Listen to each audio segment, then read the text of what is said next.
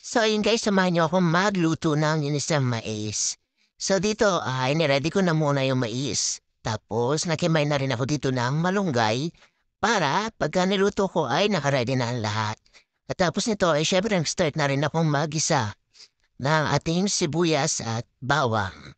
Siyempre mag-a-add din tayo dito ng kaunting meat para magkaroon siya ng lasa. Siyempre, kung pag-uusapan natin ang ginisang mais, mas masarap na isang klase yung puti. Usually puti ang niluluto na sa ginagawang ganitong luto. Pero dahil wala akong mais na puti, eto na lang aking ginamit. Yung gulay dilaw na mais. Pero masarap pa rin naman. Ayan. So, pagkagisa ko ay inilagay ko na rin yung mais kasi medyo matikas to eh. Kumpara dun sa mais na puti. At kapag ang mais na puti kasi, medyo malapot siya. So ito, hindi. Ginawa ko, nilagyan ko siya ng cornstarch.